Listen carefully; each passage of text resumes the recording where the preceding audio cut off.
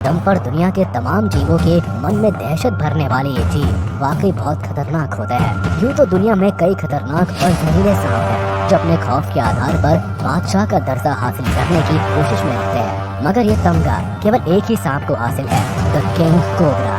इस सांप का कोई मैच नहीं, ये इतने जहरीले होते हैं कि एक हाथी की जान भी ले सकते हैं। यहाँ तक कि ये अपनी ही बिरादरी के सांपों को भी निकल जाते हैं। अब किंग कोबरा दूसरे सांपों से नफरत क्यों करते हैं, ये जानने के लिए आपको वीडियो को अंत तक देखना पड़ेगा।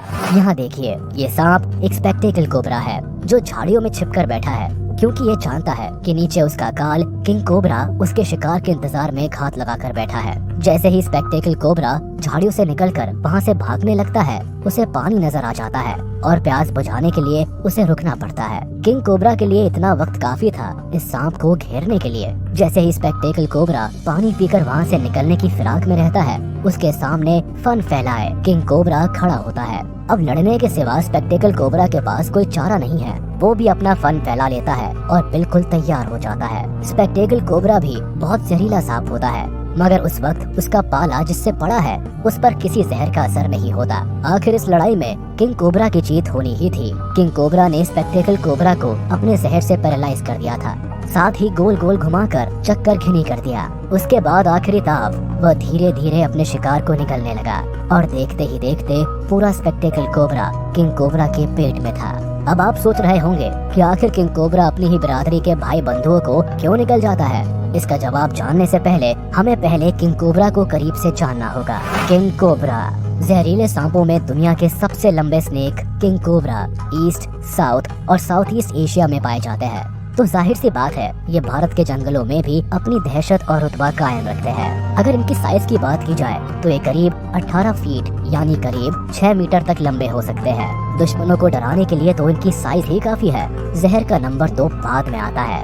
ये सांप बहुत खतरनाक होते हैं। यूँ तो ये बहुत शर्मीले किस्म के होते हैं, यानी हमेशा दूसरे जीवों की नजरों से बचकर और छुपकर रहना पसंद करते हैं। मगर अगर इन्हें छोड़ा गया या इन्हें किसी भी तरह का कोई खतरा महसूस हुआ तो ये विकराल रूप धारण कर लेते हैं। ये खुद को जमीन से करीब 6 फीट ऊपर तक उठा लेते हैं, साथ ही अपने फन को फैलाकर और चौड़ा कर लेते हैं। इनका ये रूप यकीनन किसी के भी मन में खौफ पैदा कर सकता है। इतना ही नहीं, इनकी फुफकारने की आवाज भी बहुत खतरनाक होती है। ऐसा लगता है कोई जानवर गुस्से में गुर्रा रहा हो। इनका यही एटीट्यूड इन्हें सांपों की दुनिया का बेताज बादशाह बनाता है। सोचिए, ऐसे गुस्सैल सांप से अगर आपका पाला पड़ जाए तो आप क्या करेंगे? आप कमेंट बॉक्स में अपने विचार मुझसे जरूर शेयर कीजिएगा। इनके एटीट्यूड की तरह ही इनका जहर भी बहुत खतरनाक होता है।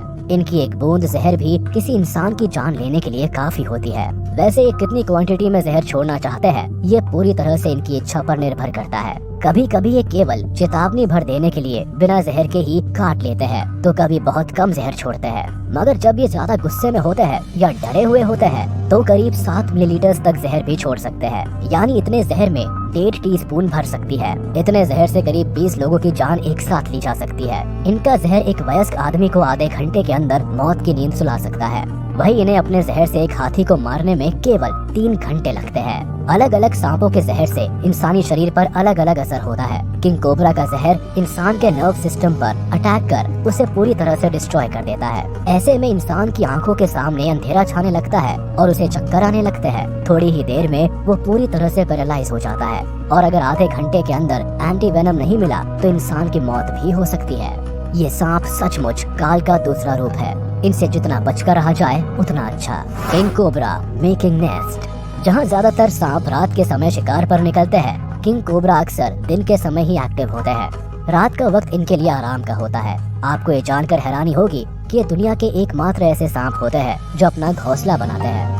दुनिया के बाकी सांप की स्पीशीज में जहाँ फीमेल किसी होल या दरार देखकर अंडे दे देती है, वही फीमेल कोबरा का अंदाज कुछ अलग होता है। ये अंडे देने से पहले अपना घर बनाती है। ये पहले ढेर सारी पत्तियां इकट्ठा करती है और फिर उनके बीच में अंडे देती है। ये एक बार में करीब 20 से 30 अंडे देती है। अंडे देने के बाद ये अगले 4 दिनों तक और पत्तियां इकट्ठा करती है और अपने अंडों के ऊपर बिछा देती है ताकि उन्हें गर्माहट मिल सके।